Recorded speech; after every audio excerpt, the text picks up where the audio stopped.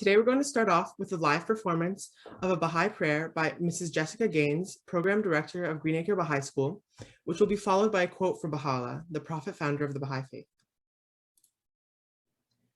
Say, oh God, my God,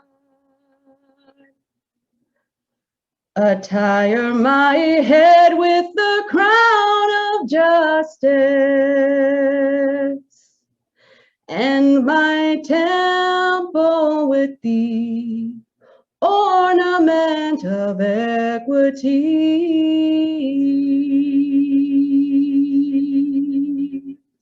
Say, oh God, my God, attire my head with the crown of justice, and my temple with the ornament of equity.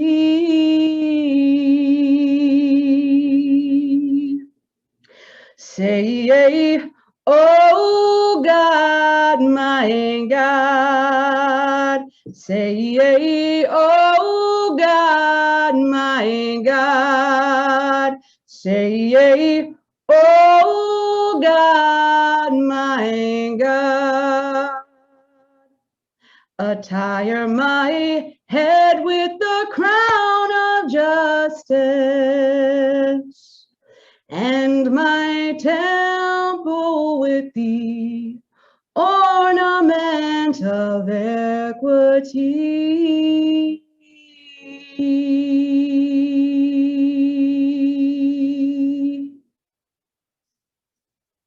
They who are possessed of riches, however, must have the utmost regard for the poor, for great is the honor destined by God for those poor who are steadfast in patience. By my life, there is no honor except what God may please to bestow that can compare to this honor. Great is the blessedness awaiting for the poor that endure patiently and conceal their sufferings, and well is it with the rich who bestow their riches on the needy and prefer them before themselves. Baha'u'llah. Thank you so much. So now I'll introduce our speaker for today, and just a reminder to please save all your questions until after the talk, when we'll have our Q&A portion. And if you're new to the Baha'i Faith, or if you'd like to be added to our mailing list, please fill out the Google form that we'll put in the chat below. Our speaker this week is Dr. Shad Marvasti, and his topic is Achieving Health Equity, Lessons Learned from the COVID-19 Pandemic. Dr. Marvasti, MD, MPH, is a Stanford-trained physician, medical educator, and author. He is proactively engaged in creating innovative solutions to treat, prevent, and reverse the chronic diseases of our time by modifying the social, behavioral, and lifestyle determinants of health. He currently serves as Associate Professor and Director of Public Health, Prevention, and Health Promotion at the University of Arizona College of Medicine, Phoenix. His work has been featured on local and national media, where he has been quoted or interviewed for his recognized expertise in public health, prevention, nutrition, wellness, social determinants of health, and health equity. And with that, I'll hand it off to Dr. Marvasti.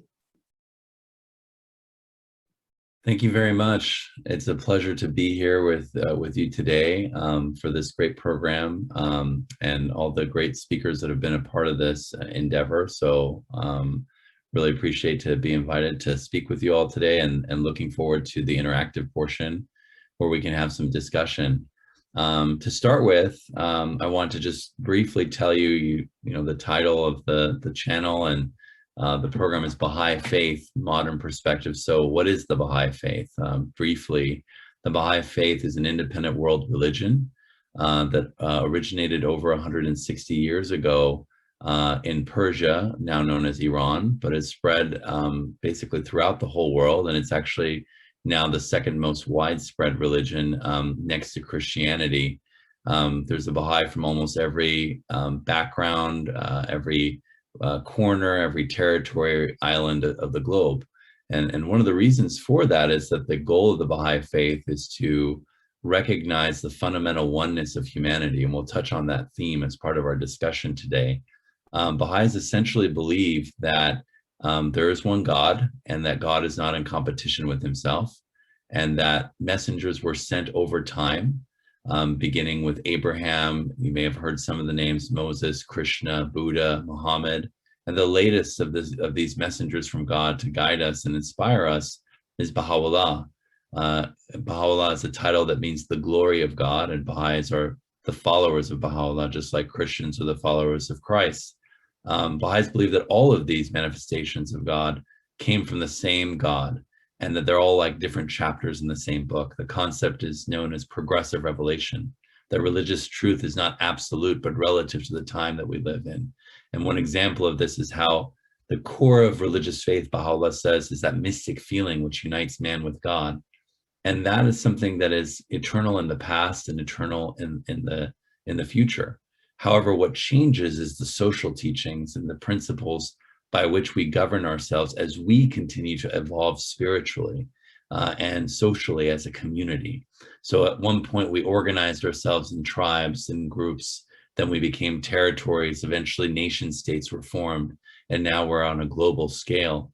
As we've kind of grown collectively in our consciousness and our understanding and our maturity, and unraveled the secrets of science and discovered the mysteries of the world, we also have evolved in our social teachings and principles. So one example would be to talk about, for example, in the Judeo-Christian tradition, in the Old Testament, the idea of, this is to an eye for an eye, a tooth for a tooth, kind of this concept of retribution. But then when Christ came, he said, well, I have not come to destroy the law of Moses, but I've come to bring it to fruition. And now I bring you a new law to turn the other cheek and love thy neighbor.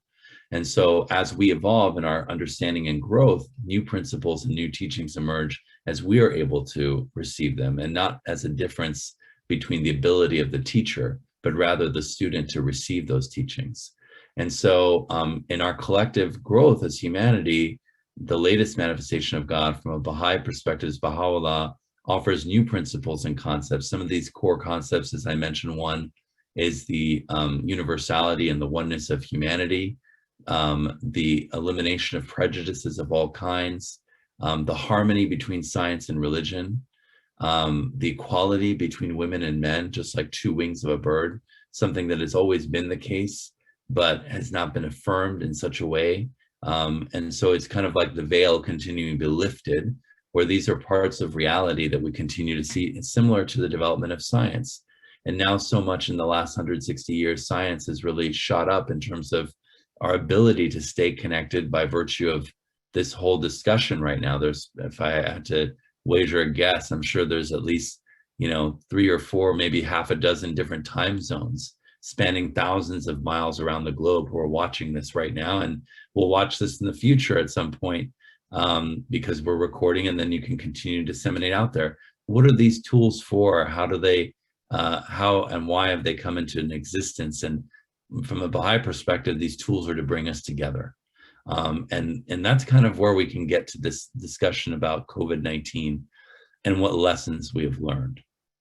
So I'm going to kind of go back and forth a little bit to PowerPoint, and then also kind of coming back to share some slides. So that's kind of the focus of our talk today, is this idea of health equity, and really looking at what lessons have we learned from the COVID-19 pandemic. So this is the latest dashboard I pulled up actually last night from Johns Hopkins University. Many of you may be familiar with this, but I think this is an interesting talking point. We can see where COVID has been spread widely around the world. I think the last time I pulled this up in a talk was actually a few months ago in December, when my wife and I gave a talk about social determinants of health, and we had this dashboard at the beginning of that talk as well. And I think, a lot of these numbers have doubled since then, which is just, crazy to think about that. It's only been like 4 or 5 months. A couple of things, from a perspective of what we've learned. I'm going to start with the United States because of, that's kind of where I am at, and kind of just showing that perspective. It's interesting to note that the US, despite being less than 5% of the world's population, leads the world in COVID cases and leads the world in COVID deaths. So there are some lessons to be learned about that. And now we know about the tragedy unfolding in India and how that's really running rampant with the with the variants, and really both in Brazil and in India, we see actually a majority of the population, very small percentage, less than 10%, less than 5% even, are vaccinated. And so we see the impact that the new strains are having and how they're really grappling with that. So one of the key things that really COVID has done in terms of, shaked kind of the limbs of humanity, if you will, is it's a reminder to us of how highly complex and unpredictable and yet surprisingly interconnected we are in this world. So many lives have been touched, and our hearts really do go out to those who have lost their loved ones, and the families will never be the same. It's been tragic, but it's also been a great unveiler.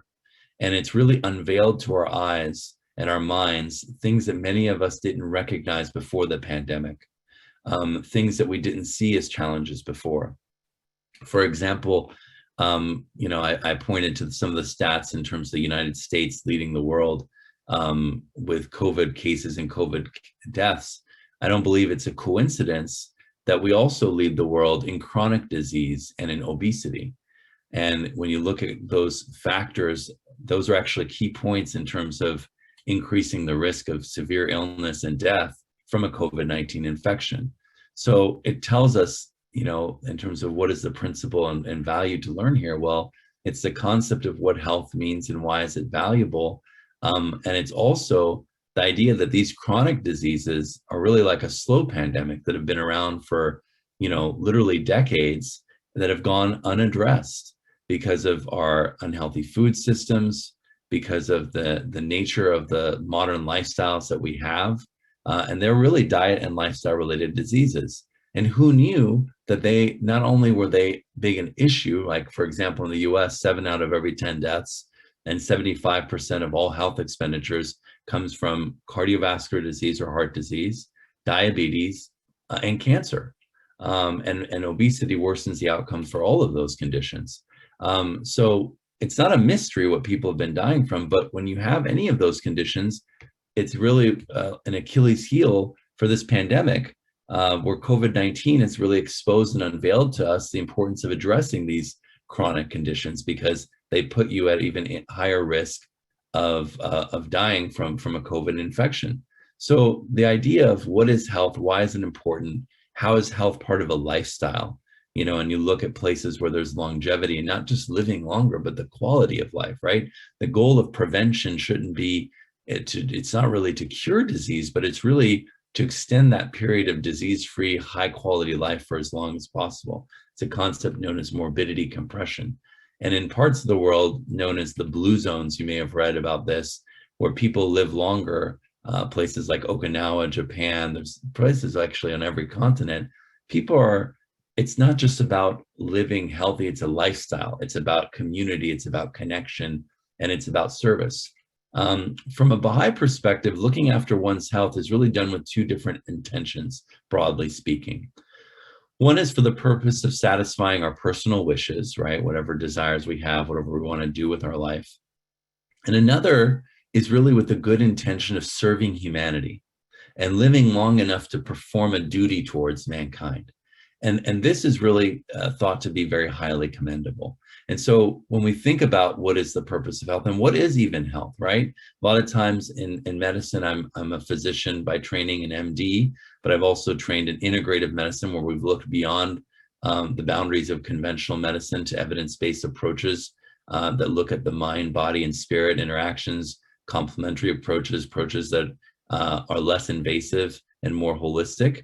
And the World Health Organization actually defined health in 1943, I think very insightfully, as a state of complete physical, mental, and social well-being, not just the absence of sickness or frailty. So really, health is a dynamic state. And if you think about health in a broader sense, how healthy are we? Well, COVID has exposed how unhealthy we are, not only physically, but I would argue also mentally, emotionally, and spiritually. The whole isolation that has come from COVID, the devastation economically, whether or not we've actually been able to be resilient depends on how well we had actually structured our societies to be equitable and fair and based on justice and those principles of equity. That also applies to health. what we've seen unveiled before our eyes is that even within countries and then between countries, those who are wealthier and those who are less so, the poor have been exposed even more because they're working those, what we've now termed essential jobs that are higher risk, that are not able to distance, right? In service industries and farming and food processing and retail at your grocery store. And, that it creates a disproportionate situation in terms of exposure and a lack of equity in terms of, who is affected more or less versus people who are able to work from home, which, has been somewhat of a nuisance depending on who's going, who's at your house and all the different things that happen. But let's face it, it's kind of a luxury to be able to do that. So we'll talk a little bit more about kind of what does that mean and what is the issue of equity and where does it come into play here. A few more lessons learned before we get into that and thinking about it. Another lesson we've learned from COVID-19 that's really unveiled before our eyes is the importance of science and the importance of having the right information drive policy decisions. When we think about science and we think about misinformation, there's been so much misinformation out there and so much confusion created by that misinformation. Part of the reason for that is that science is not black and white. It's not simplistic. It's not a one-time thing where you have something that happens and then it's one and done. There's a principle in the Baha'i Faith of harmony between science and religion because they both complement each other. Both science and religion are ways of understanding our reality and how we relate to each other and how we work together and how we discover the nature of things in this world. So the way science works is that it evolves with discovery. In medicine, for example, everything changes, right? There's no absolutes that we say, well, this is it, and it's the definitive research has been done, and we're done. What we know and what we don't know continues to change, and our reluctance to change with the times, to be open to that change, has created many challenges and dilemmas in the history of medicine. One example is the story of Semmelweis. Some of you may have heard. Right now we talk about hand washing and sanitation and how important that is. Well, there was a time where we didn't realize the connection between washing our hands and the spread of germs and infectious disease. And back in the 19th century, Dr. Semmelweis actually discovered this link on the wards in the obstetrics and gynecology units where surgeons would deliver babies from one baby and then just go and put their hands into the same water that was basically bloody or whatever particulates were there and then go to the next patient. And all these women and all these children were dying of these infections and they weren't sure why. Well, he conducted an experiment and was able to see that there was something to do with their hands. They weren't able to say, microscopically it was this, infection, this bacteria or anything like that. But he actually recognized the fact that there was a connection there. Well, when he said this, everyone was up in arms. They said, wow, as a physician, these hands, how could they cause disease? Are you crazy? That's terrible. That's not even true. So they actually laughed him out of the university, laughed him out of the institution. And eventually he died institutionalized and confused. Only later did we recognize the value that he brought. So this is only to say that in medicine and healthcare and in society at large, and even with new manifestations of God and new messengers and new teachings, new principles and new ways of doing things, we're always reluctant to change. But our ability to be resilient and to change, just like we had to be for this pandemic, COVID-19, also determines our success and wellness ultimately as a society.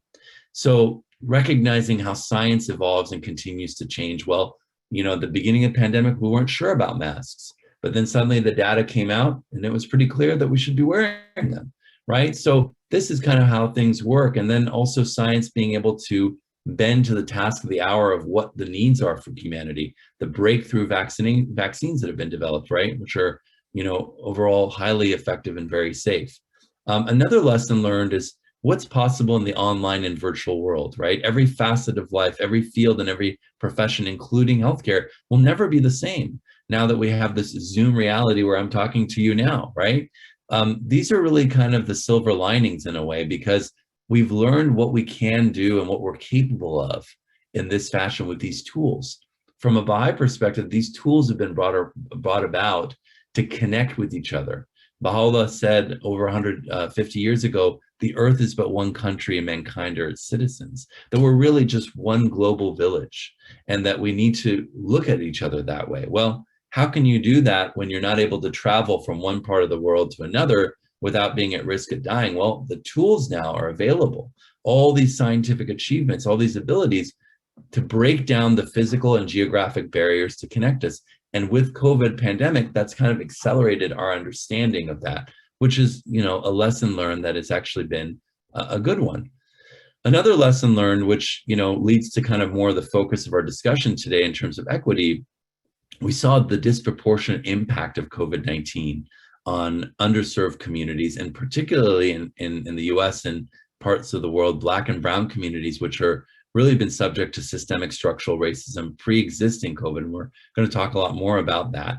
And the lack of equity in terms of access to, you know, the jobs I mentioned earlier that you can telecommute with, even access to preventive care services, living in crowded conditions, all of these things, you know, have really shown us and unveiled some reality that was there long before COVID came.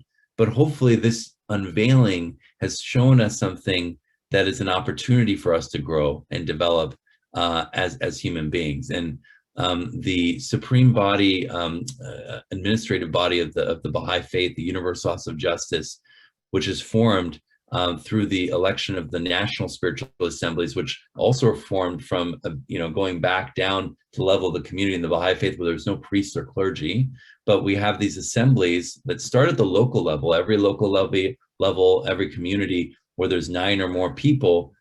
We have these elections that are basically secret ballot. No one knows who is voting for who. There's no electioneering, but the 9 people who get the highest votes are part of this assembly that help to govern the affairs of the community. And no individual has any kind of ecclesiastical authority over anyone else. It's a group, they make that decision. Anyway, this kind of leads up through our administrative groupings to the Universal House of Justice, which is the supreme administrative body.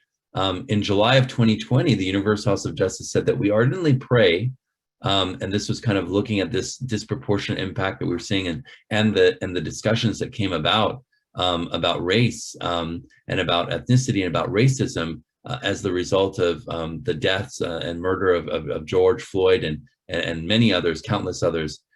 We are ardently pray that the American people will grasp the possibilities of this moment to create a consequential reform of the social order that will free it from the pernicious effects of racial prejudice and will hasten the attainment of a past, diverse, and united society that can increasingly manifest the oneness of the human family. To see this as an opportunity. And this oneness is something that the pandemic has actually shown us, because without our ability to work across borders, to see our mutual interdependence, to see how we really do need each other and recognize the impact that each of our actions have. If you have a gaping wound on one part of your body, you can't just ignore it and say, well, I don't really need that part of my body, I'm just going to go on. If we look at the whole world as one human body, then we recognize the fact that we need to be able to address all of it. The Nobel laureate Joshua Lederberg had said, the microbe that felled one child in a distant continent yesterday can reach yours today and seed a global pandemic tomorrow. How can we procrastinate any further or have any reservations about a common cause, one that responds to every outbreak of disease anywhere as a challenge to all of us? So this idea of not just ignoring suffering, oneness of humanity, recognize that suffering and it happens in the most obscure corner of the globe, right, is important. It's important because it's part of our global world, and because we're really tied together, you know, with a common destiny. The Reverend Dr. Martin Luther King Jr. presciently said this: in a real sense, all life is interrelated. He said, all men are caught in an inescapable network of mutuality, tied in a single garment of destiny. Whatever affects one directly affects all indirectly. And he went on to say, I can never be what I ought to be until you are what you ought to be. And you can never be what you ought to be until I am what I ought to be. This is the interrelated structure of reality. So if we think about that, When we think about the lessons learned from the pandemic, when we think about equity and fairness and justice and equality, which we'll talk more about what that means, we realize that it's true. Everyone has to achieve their greatest potential, and it's in our interest, our mutual interest together, to help each other reach that potential. So some people start, from a different point, and that's because of the barriers that are there. We need to boost them to be able to get to that equal space, right? That's part of what equity is. And, in looking at what is the opportunity here, this is really an unprecedented situation with the COVID-19 pandemic, where we really need a global coordinated approach. And seeing that, again, the Universal House of Justice says that we are sure that you, like us, have felt great concern for the well-being of humanity, especially for those who are most vulnerable, as we see how exposed they've been. Seldom has it been more evident that society's collective strength is dependent on the unity it can manifest in action, from the international stage to the grassroots. Unity from each level, from the international stage to the grassroots. And we know that you are giving your support to the essential efforts being made in this regard to protect the health and welfare of all. So this is really the perspective that it's important to think about in terms of, well, when we start to ask ourselves, what is the purpose of religion, right? Where does that come from? And why is it important? And why is leadership there important? And how does that fit in here? Well, that's another lesson learned, right? That leadership matters. We don't want to foment misinformation. We want to be able to see the harmony of science and religion. And, the United Nations a little while ago did a study that actually, they looked at why there was so much money being given for aid in many different parts of the world in terms of challenging circumstances, yet very little had been accomplished. Okay, and they were wondering, well, why was it? And one of the main points that they realized is that there was a lack of moral leadership leading to corruption, and that there was a real need for this moral leadership. Well, what does that mean, and what does that look like? I think leads us to understanding what is the purpose of religion from a Baha'i perspective. And so to get to that, I think it's important to, I want to share this quote: the fundamental purpose animating the faith of God and his religion, and remember, from a Baha'i perspective, this is that same faith of God, eternal in the past, eternal in the future, that's changeless, whether it came, Moses, Christ, Jesus, right, and Krishna, all of the different messengers, is to safeguard the interests and promote the unity of the human race, and to foster the spirit of love and fellowship amongst men. In essence, the purpose of religion is to help us have happier and healthier lives as individuals and communities. And so here we turn again to one of the critical lessons learned, is that our real value as human beings, as Baha'u'llah says, is not in the pageantry of wealth and riches. It's not in these outward symbols and forms and status, right?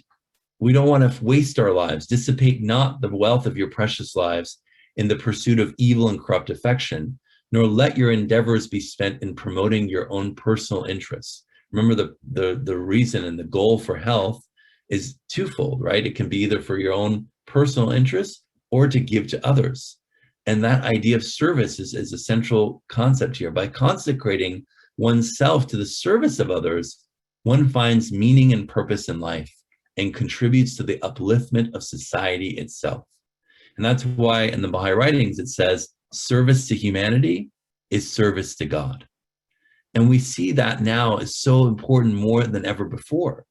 Because if we had been spending the last several decades focusing on how we can better serve each other collectively as a human family, to ensure just and equitable relationships, to ensure equal opportunities for all, to basically blot out systemic structural racism, right? Not because it's a Black issue or brown issue, but it's because it's a human issue, right? We wouldn't be seeing the toll of death and suffering that we're seeing right now, whether it's from COVID or any other challenge that humanity is facing. And one really powerful thing here in terms of what Baha'is are doing, I talked a little bit about what Baha'is believe, is to engage in community building at the local level. And that's that quote we're talking about, from the grassroots to the international, focusing on building unity. And the idea of this and the kind of the goals and the plans of the Baha'i community everywhere is to engage in neighborhoods with everyone. Doesn't matter what your background is, doesn't matter what your belief is, to build capacity, right? To strengthen the foundations of villages and neighborhoods, to address social and economic needs, and address the discourses that are prevalent in society. I'm going to talk a little bit more about why the social and economic needs are actually critical to achieving health, equity, and wellness in life. So in essence, what we're talking about here, when we're talking about this purpose of religion to bring about greater unity by actively serving your community, the framework here is two processes. One is the individual, and then it's the individual in connection with social transformation.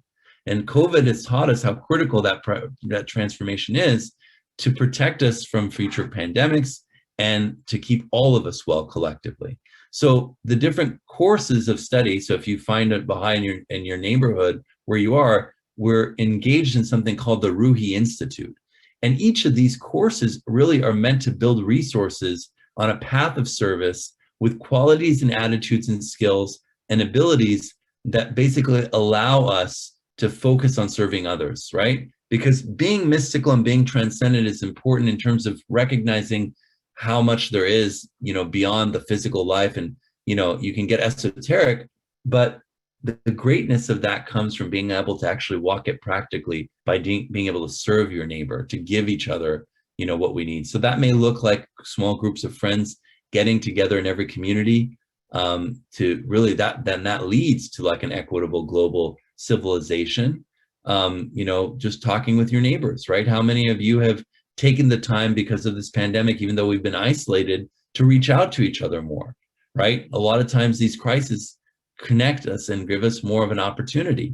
And that's why a lot of times you'll hear about us trying to engage in elevated conversations, okay? Conversations like these allow more and more people to reflect on the current state of the world and to change, right? And to work together. So how can we elevate the dialogue? And when I talk about elevated conversations, that means let's get away from partisanship.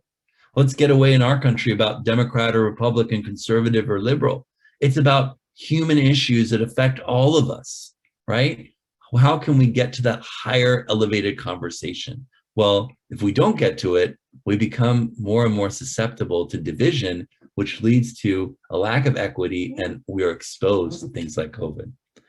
So the Universal House of Justice says, may your minds be ever bent upon the needs of the communities to which you belong, the condition of the societies in which you live, and the welfare of the entire family of humanity, to whom you are all brothers and sisters.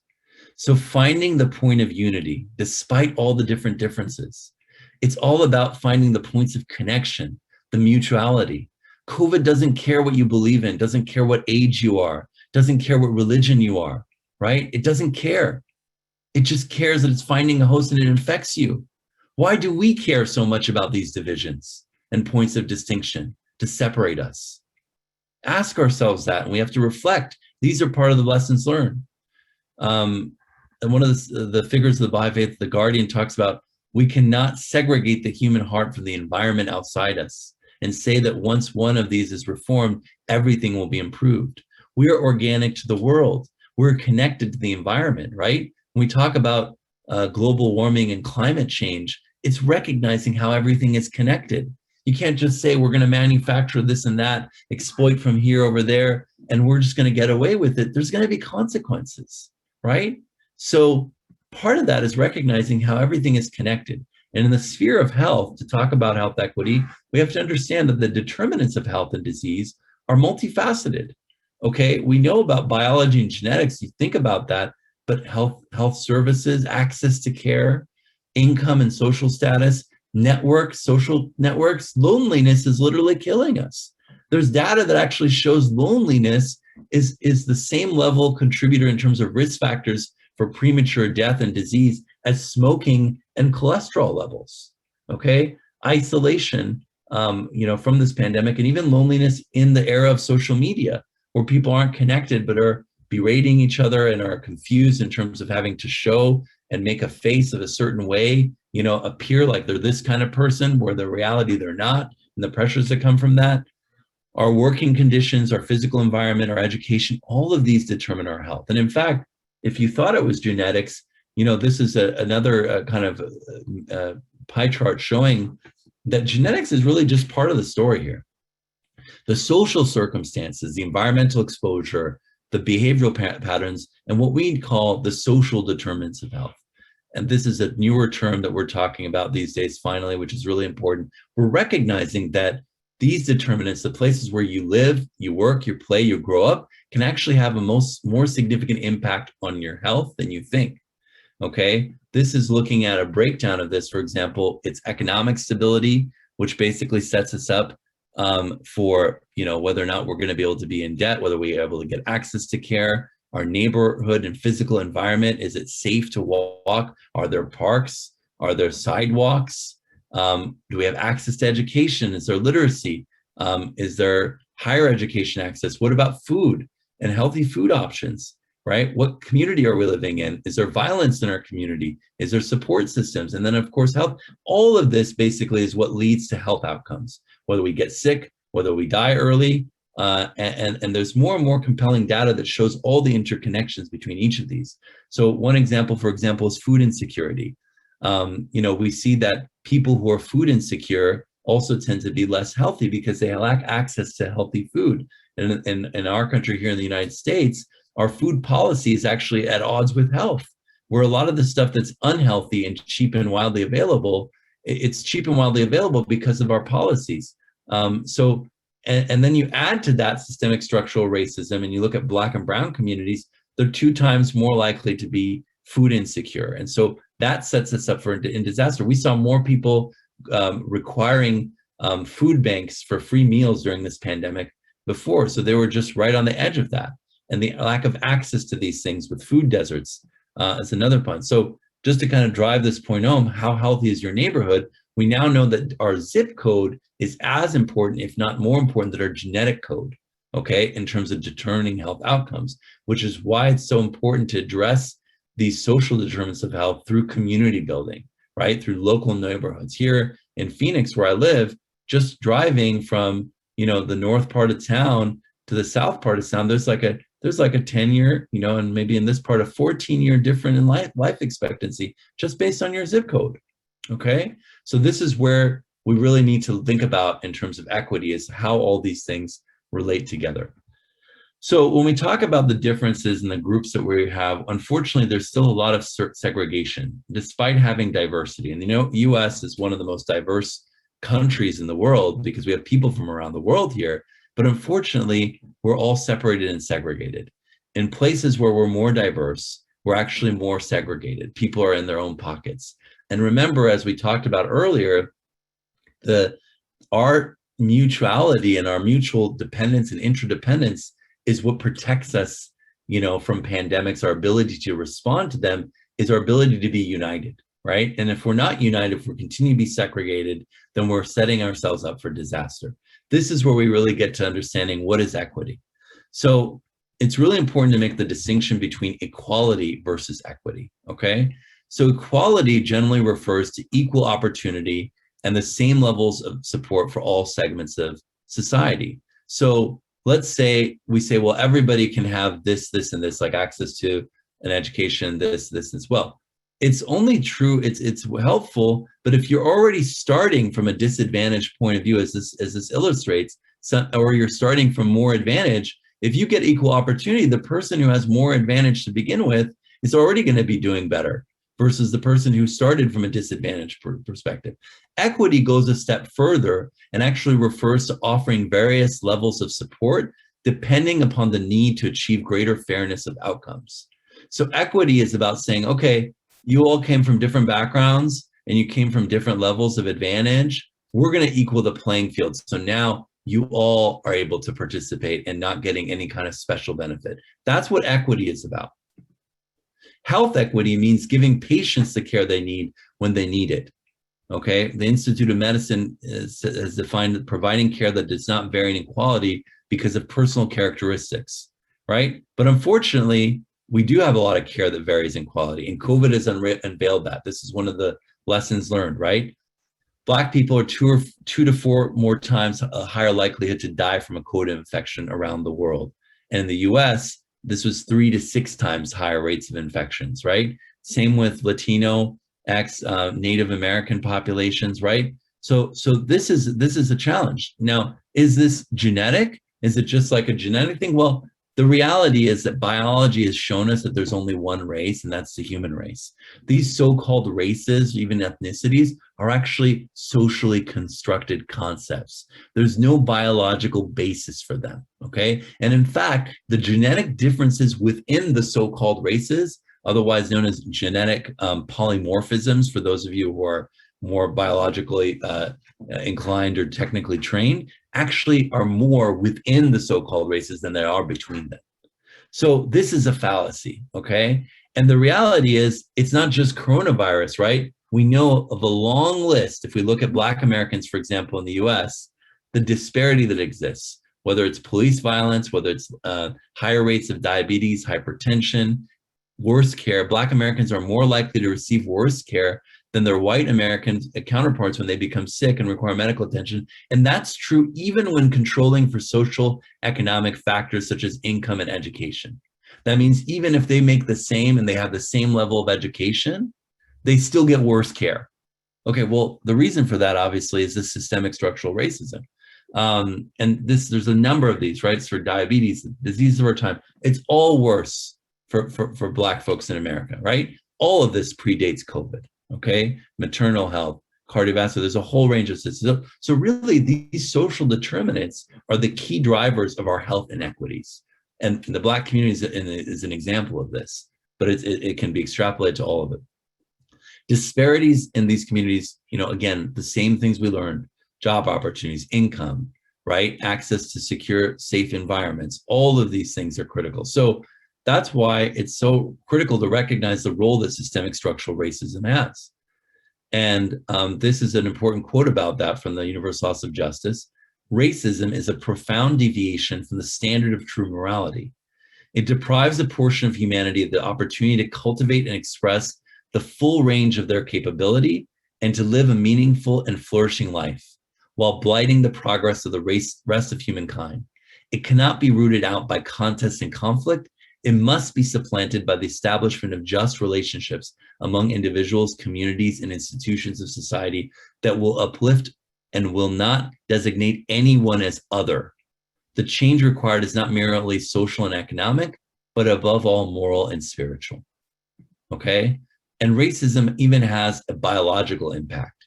The chronic microaggressions from racism actually creates low-grade chronic inflammation.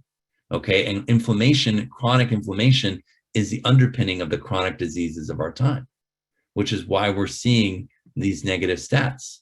And so really you can think about racism as the original pandemic, in addition to the slow pandemic of chronic disease that we've been unveiled here with COVID, that's killing, so many people. And in fact, in some places, they've actually declared racism a public health crisis. And in the words of James Baldwin, the famous African-American playwright, not everything that is faced can be changed, but nothing can be changed until it is faced. So there's a few of these realities that we need to face together. And the notions of anti-Blackness that pervade our society, the notions of inequity that occur, all of these things require us to understand the fundamental principle of oneness. COVID-19 has shown us how truly connected we are and how much we really need to reaffirm and understand our fundamental oneness as human beings, and be inclusive to that. And the idea is that once we embrace oneness, we recognize that the tribulations that we're facing, the challenges, whether it's from climate change, gender discrimination, extremes of wealth and poverty, unfair distribution of resources, all of these things, right? All can be resolved if we can recognize the dependence that we have on each other, and that the world is now contracted into a neighborhood, and that what we can do best for each other is to work together as one human family. And that is really the ultimate lesson of COVID. So with that, I'm going to stop and open it up to some questions. Thank you so much for your talk, Dr. Marvasti. It was so enlightening and really insightful for me just to think about how we're all connected and how we all affect each other. So now we can have a time for a Q&A portion. So if you have a question, you can write it in the chat and I will read it out loud for you. So we have a question from Sandra, and she asks, hi, Dr. Marvasti. I'm currently listening to the Food Revolution Summit. So much research on whole food, plant-based diet and evidence to show it's the right way to nourish humans and care for the planet. Can you comment on this in relation to COVID-19? Yeah, I think there's a lot in the food and health space. Our supply chains and our infrastructure really was challenged, right? Remember, I guess it was a little bit over a year ago when there was a mad dash for toilet paper, and people were wondering what was happening as products were being removed from the shelves. I think it's really caused us to reassess how things are set up, whether it's our food systems, whether it's our economy. Is it serving all of us or is it serving some of us? When it comes to food, we know that ecologically, the way that meat is produced, particularly in the U.S., and I think as it's been exported that way of production around the world, not only is a challenge from an ecological perspective in terms of the impact it has on climate change, but also from a moral perspective in terms of how cruel the animals are treated. Funny that the way they're treated actually translates into the diseases of our time, right? The antibiotic resistance from the chicken lead to antibiotic resistance in human beings. And we've seen also how the connection between the animal markets, right, in China and COVID, right, in terms of eating these exotic animals, which probably we should have no real business eating, right, and thinking about what does that mean. The cultural implications or the insights and the questions of justice. I definitely think that the more plant-based that we eat, there's a great deal of evidence that shows the benefit of that. We definitely don't need meat. In fact, in the Baha'i writings, it says that vegetarianism is likely to be the diet of the future, probably both from an agricultural sustainability perspective, I would say, and also from a health perspective. Now, does it mean that you're evil if you eat meat? I don't think we want to get too extreme, right? We want to recognize what is the value, how is that meat created? I mean, gets a little bit far from our topic today, but maybe we can talk more about food and health and food insecurity and the principles of justice and what that means. I think in relation to COVID-19, suffice it to say that I think there's more and more reasons to eat less and less meat and consider more plant-based foods for a number of reasons, as we've seen with COVID. Thank you. We have a question from Thomas, and he asks, we inherit a physical social structure, i.e. poor people live in disadvantaged areas. This condition is not going to change anytime soon. What do you see happening regarding social equity in the next 5 years? That's a really great question, a great observation. I think I think you're right. It's not something that, it can be changed overnight, because these institutionalized disparities in terms of, our living conditions, you add in systemic structural racism, these have been around for literally hundreds of years. But what you can see, I think, when you see an increased consciousness, as we have recently, is hopefully you can see more dialogue and more people getting engaged in the process. I think what was really notable when it comes to social equity and looking at racism in America, police violence in terms of, killing innocent Black people has been around for, over like 200 years or longer, right? Even since like slavery ended. It's not new. It's just starting to be caught on camera and people saw it. But what was new is the Black Lives Matter and the participation of broader elements of society beyond just Black and brown people, right? To include white people, to include others in this discourse. I think that's where you start to see change is when you see that there's this understanding and insight of collective ownership, and how this is not a Black issue or a brown issue, it's a human issue. And when we start to realize that about so many things, whether it's racism, whether it's climate change, whether it's disparities in terms of economic advantages, right? And the income inequality that we have in America, right? There's a lot of stats that show that, right? How high has like the percentage of CEO compensation gone while wages have remained stagnant for people, right? The minimum wage is below the poverty level. And yet there's, the people who are at the top have been making so much, there's an inequity here. One of the principles of the Baha'i Faith is actually elimination of extremes of wealth and poverty, not through arms, not through force, not through coercion, but through a new development of consciousness that we're all part of a human family, and that it's not long-term sustainable, healthy, or good because you don't want to see your brother, your sister, your mother, your father starving and being sick. And with COVID has taught us it's going to come back to us, right? It's a karma type of situation. And so I think what you need to see happening, hopefully in the next 5 years, is an evolution of consciousness where we understand how all these issues are our issues, and we start to take more ownership. And if we don't do that, then we're in for more and more challenges ahead. So that's why I hope we can learn our lessons. I hope that makes sense. Thank you. We have a question. Could you talk about the lack of distribution of the vaccine worldwide? I think that's, again, back to the underlying principle of a lack of equity. There's a lack of access to health and health care worldwide, right? So it's no surprise that you're seeing an access, a grab by the richest nations, right, to take the vaccine first, which is really sad because they haven't necessarily all been the most responsible in terms of dealing with this pandemic, right? And here they are now kind of grabbing it. So these disparities exist before COVID, but I hope we realize that the fundamental injustices that are set up have been there before COVID. But maybe we can learn from this and say, well, what can we do? Well, it's going to come back to us again, unfortunately. What's happening in India, what's happening in Brazil, right? These are places where the vaccine was not distributed. Now, part of it has to do with their own politics in their own nation, right? Each nation has its own challenges, but part of it just has to do with a lack of financial just ability to kind of demand the vaccine, right? And so, we have to work through that.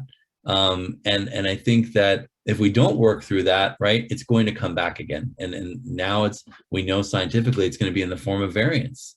And then it's going to be a waste. All these people think, well, I got vaccinated, I'm safe. Well, if you don't take care of the problem in India and Brazil, this came from a place in China, right? From another part of the world here, for those of us who are in the US, so you don't think that's going to come back to us? It's in our best interest to make sure everybody gets access to care and access to the vaccine. Thank you. Armin asks, do you think another pandemic might be in our near future? I hope not, but this has definitely shown us that it's not out of the question, and it's very possible. I think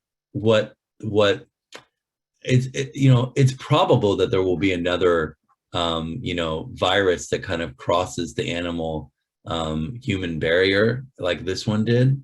But the question of whether or not it becomes a pandemic is more of a question of principle, and I would say moral, spiritual, and ethical principle in terms of our ability to work collectively, as a global network, and really bring our resources together and recognize our interdependence. If we had done that at the beginning of this pandemic, if we didn't have misinformation, if we didn't have confusion, if we all said, okay, let's all work together, let's all work between borders, let's all take care of this and take it out right away, right? We wouldn't have so many people's lives lost and disrupted. So I think it's possible to have another virus. The question is, will we have learned our lessons from not working together, going it alone and doing all the things that we did, or not? That's the question, right? And if we do, then yeah, things can be much better, actually. We know that. Thank you. We have a question. Could you also talk briefly on the safety of these newly developed vaccines, as many people are scared getting them? Yeah, that's a tough one that's unfortunately happened. I think it's part of the misinformation and confusion, right? Again, with science as it is, it continues to evolve, right? So that's why I think people were confused with the masks, for example. And in this country, for example, in the US, masks were needlessly politicized and became a matter of freedom and then partisan politics as opposed to just trying to stop the spread of the infection. Places around the world like, New Zealand or Australia or Taiwan, where they just didn't question that and said, okay, we got to wear masks. That's what we got to do. Things worked out well, even before having a vaccine, right? They're not even vaccinated and they have barely any COVID and they've returned back to real life. So that shows you that it's all about kind of how we make these decisions. And the vaccines in terms of safety, this is really a scientific breakthrough, okay? The technology underpinning the mRNA vaccines, for example, has been in the work for decades. It's not something that's brand new. The foundation has been laid, okay? And they've been researching it for many, many decades, actually at least 2 or 3. And recently, this gave an opportunity to actually develop that further. And it's really because of an unprecedented unity of thought and endeavors of collaboration around the world that we're able to have them. And the reality is that they are very safe and they're highly effective. And it's really amazing that we have them. So, in the case of the Moderna and the Pfizer, 95% plus efficacy. The next closest, I think, to that, a little bit better than that, is like the measles, which is 98%. So it's not 100%, but that's amazing, right? It's almost like a godsend. It's like a modern miracle that it could have just been 60%. Right? The flu vaccine is like 50, 60% on average. Okay. Just to give you an idea. So it's really, really a gift that we really need to use right now. Okay. And so I think that, I know people are scared, but look at who's spreading what information and what the source is. What are their credentials? Who are they and what's their interest? Why are they saying what they're saying? Okay, and inform yourself. One of the principles of Bahá'í Faith is actually independent investigation of truth. Each of us has to think for ourselves, see for ourselves, and hear for ourselves, right? You don't want to be the guy who has a sign on your head that says "this space for rent," right? Whether it's a clergy or a political figure or whatever, or some YouTuber or someone now on social media that you follow that basically tells you what to think. We got to think for ourselves and ask those questions. Thank you. We have a question from Noreen. She says, I joined late, so I apologize if you addressed this earlier in your talk, but if not, can you share your thoughts on the concept of the lesser peace and how this pandemic, climate change, and social unrest might play into the lesser peace?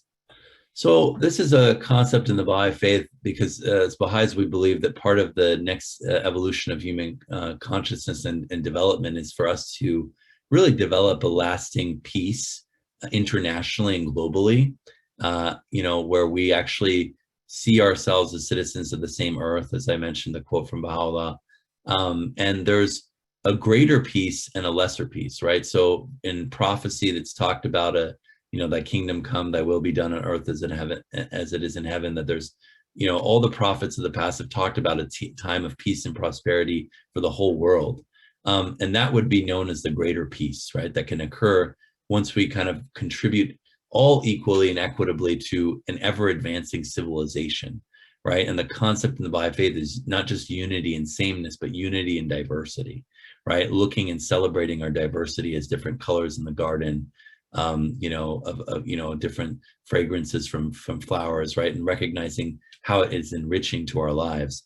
The lesser peace is this idea of having a political peace, right? Having less wars and conflict. And in fact, we actually have less wars and conflict than any other time in the history of humanity collectively, believe it or not. I know if you look at the news, it can be very depressing, but there's data actually that shows there's actually less war now than there ever has been before. So the issue is, what is this lesser peace? What can it look like? Well, I think the crisis of climate change, the crisis of the pandemic, one of the key lessons learned, as I said before, is our mutual interdependence, right? And so that recognition is part of achieving a lesser peace, right? A greater peace comes from having a full appreciation of the oneness of humanity and giving every child, every human being, the ability to develop their truest and best potential, without any barriers, without any divisions, right? That's still probably a little ways away, right? But this lesser piece of getting as a prerequisite to that, at least on paper, getting it down and recognizing this and trying to put into place institutional frameworks, right, that root out the evils that are in our society, like systemic structural racism. That's something to start that process, right? Maybe you don't root it out completely. I think things like this pandemic have shown us and helped us get a little bit closer to that. That would be, what I think personally. I think it does. Unfortunately, sometimes it takes a crisis for us to recognize how important life is, how precious it is, and how important it is for us to, have this learning of like our mutual interdependence. And those of you who may be familiar, in certain cultures, crisis is the same is also seen as an opportunity. And in fact, that's life, right? Organically, biologically, every phase of life, there's a crisis and there's an opportunity. The crisis of growth, the growing pains, as our bones grow, right? Our nose sometimes is bigger than the rest of our face as we're going through puberty, right? It's like these are a crisis, but they're also opportunities. So we have to see the silver linings, and we have to learn our lesson so that we don't repeat the mistakes over and over again. Thank you. Sandra asks, how effective are the vaccines available today going to remain, given that most of the world where vaccines are not available are seeing new variants of the virus emerging at an alarming rate? It's scary, I have to say. So far, they've been effective against every variant that we know of, but we don't want to test that. And when we, ditch the mask, we ditch the distancing, and we just jump the gun before getting fully vaccinated, we're really tempting fate. And I think it's a big question mark. When we don't do equitable and fair distribution of the vaccine, and help address the challenges in other parts of the world, right? Like in India and Brazil right now, which are the greatest hotspots right now, then we also set ourselves up for that kind of failure. Because they're literally breeding grounds for variants. The more it spreads, the more it replicates, the more it mutates, and more variants form. That's how it works. When you get vaccinated, you take away the ability for that virus to spread. It can no longer form variants. And then eventually you get to the point where it's so low that it becomes a non-issue. And as you know, 93% of people who've been infected even after being fully vaccinated have had either no symptoms or mild symptoms, not ever requiring even being hospitalized. And very few people have died except for those who had really advanced age and a lot of pre-existing medical conditions, who definitely would have been susceptible even without the vaccine, right? But even those folks are much better off with the vaccine. So it's just one thing that we have to do right now. It's a race between variants and how fast and how effectively can we get everyone vaccinated. Thank you. We have a question from Patricia. She asks, can you point to the elements from your talk which are most important for educating children on this topic? Well, I think, recognizing our interdependence and our oneness, and the fact that we all need each other, and no matter what divides us as people, those are not things that we should focus on. Instead, we should focus on our points of connection, our points of unity. I think those are probably the most important principles, because racism and prejudice is taught. It's passed on from one generation to another. We don't need to transmit hate. We can transmit love. And that's really the light of love is the thing that is more powerful and can actually overpower all the hate. So I think really, if anything, great point for children is like, we need to have more love for each other as a human family. And if we have more love, we can stop viruses like these, because we love each other and we work together. We don't compete. We're not selfish, right? We cooperate and we love each other. We work together. Thank you. We have a question from Wilmer. He asks, thank you, Dr. Marvasti, for such an important and vital presentation. I appreciate your insights about the following questions. Could you please provide examples on how to deal with reprogramming us with positive ideas, with good habits, with constructive and unifying behaviors? Could you please share how important is food combining to follow and respect the circadian rhythm, and the importance of going to bed early? Yeah, these are some great insights and questions. The reprogramming thing, actually, it's interesting. It's in the Baha'i writings. Abdul-Baha actually talks about, the challenge that we have, as human beings is there's really two natures. There's our higher nature and our lower nature. And we're constantly going back and forth, right? And we're trying to have our higher nature. That's the goal, right? The higher nature is this idea of selflessness, right? Versus the lower nature is more selfish. Higher nature is positive, lower nature is negative. Higher nature is higher energy, lower nature is lower energy, right? Woe is me, self-pity, versus the higher energy is nobility. Baha'u'llah says, noble have I created thee. Why dost thou abase thyself? Each human being is noble. It's not about wretched, well, poor me, I'm sinful, I'm dreaded. No, I'm noble creation of God. Go back to the Lion King, where Simba was told, you are more than what you have become. This concept of nobility is really empowering. And I think part of that is recognizing that. So you have a healthy sense of shame where you fall behind on that, not guilt. So I think that's part of what needs to be done in terms of that reprogramming. We need to shift to that more positive perspective. The other thing is that Abdul-Baha says that a thought of war needs to be combated with a more strong thought of peace. A thought of hate needs to be overcome by a stronger thought of love. That's fundamental positive psychology and reprogramming. Each of us has to do that every day. It's the power of positive thinking. And when we focus on the good things in life, good things happen. Our brain is constantly looking for information to verify our beliefs. And some of those beliefs may be false. Oh, things are terrible, things suck, I'm just having a dreadful life. Well, the brain will find ways of reinforcing that. The same is true if you do the opposite. One research study showed that if you write down the 5 things that you're grateful for every night before you go to bed, it actually boosts your mood and you become happier and you become more productive in any work that you do after 3 weeks.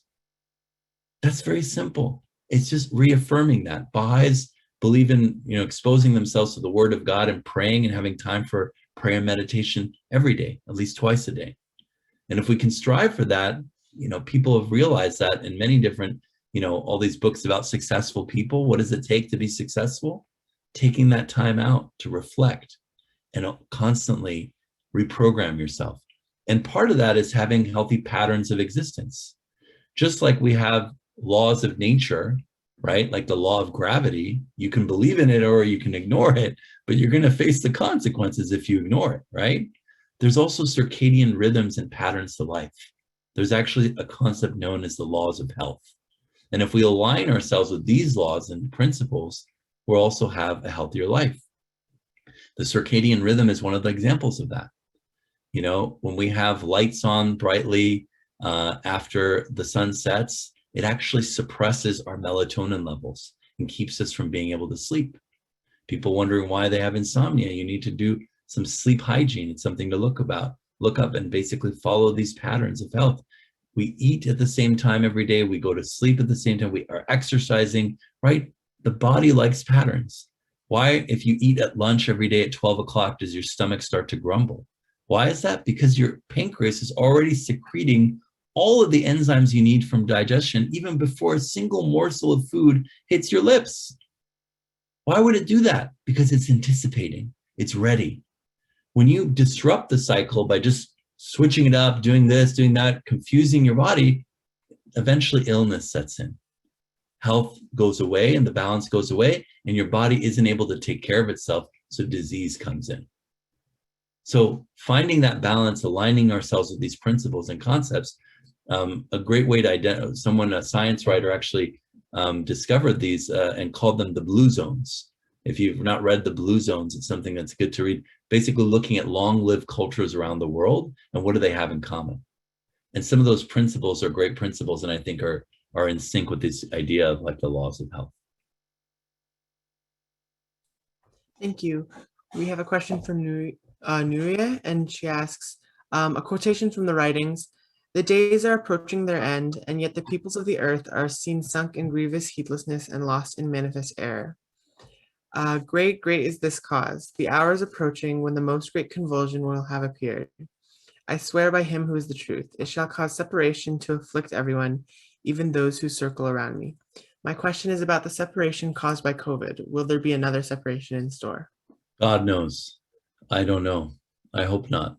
And I think if we can do the best we can to, recognize that we are bounded by a single garment of destiny together and connect with each other, then hopefully we can mitigate any suffering and any future pandemics. But it really depends on us. It depends on our ability to respond to it. Otherwise, you wouldn't see such a disconnect, right? Why is the US, with less than 5% of the world's population, lead the world in cases and deaths? You'd think it would be just proportional to population if it was just something that was ubiquitous, right? It's because of the way we responded to it or we didn't respond to it. It's the same thing around the world right now. So it's really about us right now in terms of recognizing that we're all in it together and acting accordingly and responsibly. Thank you. We have a question from Shahla. How can we change the extremes of wealth and poverty? When will we get to the point of seeing the importance of equity? I think that's another one that only God knows too, but I think that the way it starts is by recognizing it, right? As James Baldwin said, the quote I had from him is, nothing can be overcome until it is faced, right? We have to recognize it. We have to validate it. We have to accept it. This has been a long story, this extremes of wealth and poverty. In the US, it's really, really dreadful right now.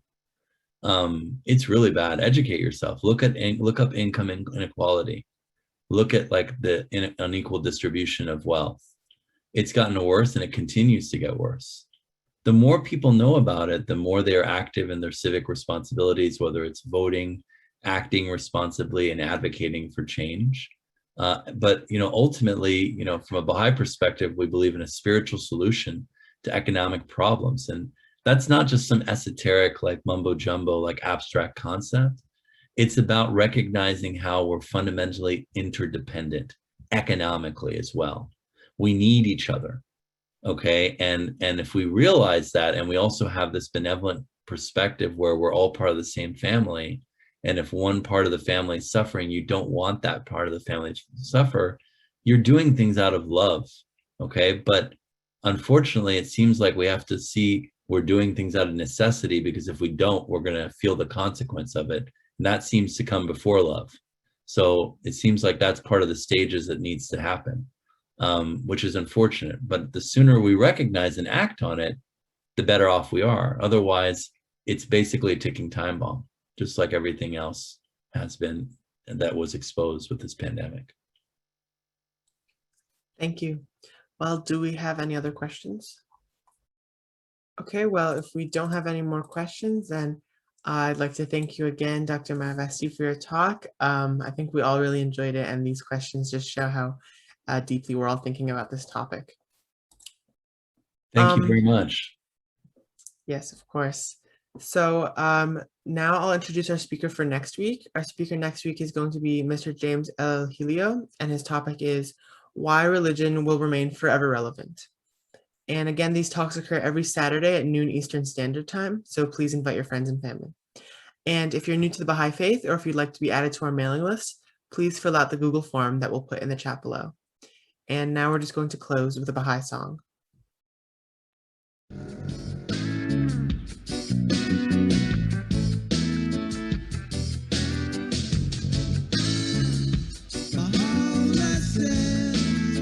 Close your eyes to racial differences. Baha'u'llah says, welcome on with the light of oneness. The well-being of mankind, peace and security are unattainable unless and until its unity is firmly established. Ye are the leaves of one branch and the fruits of one tree.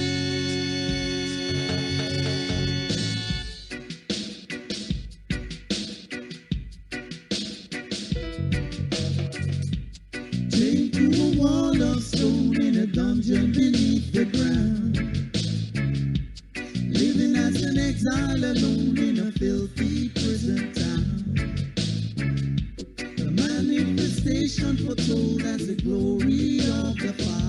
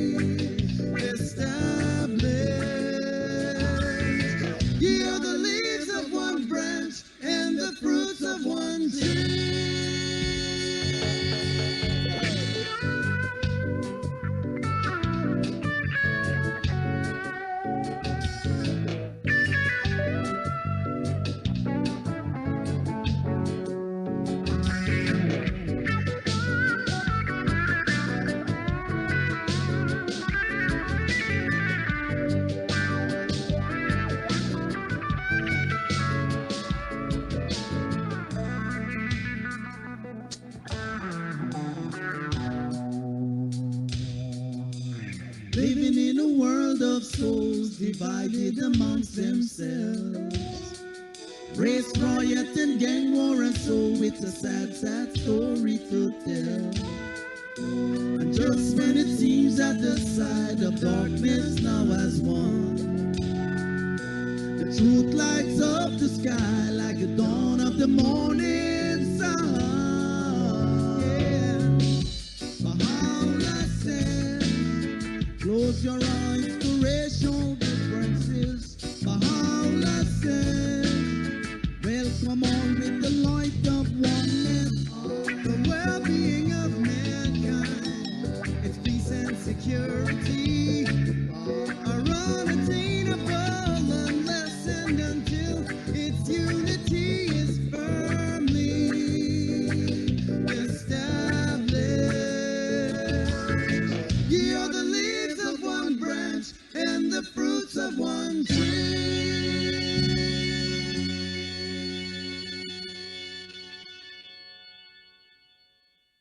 Have a great week, everyone. Hope to see you all next Saturday. Bye.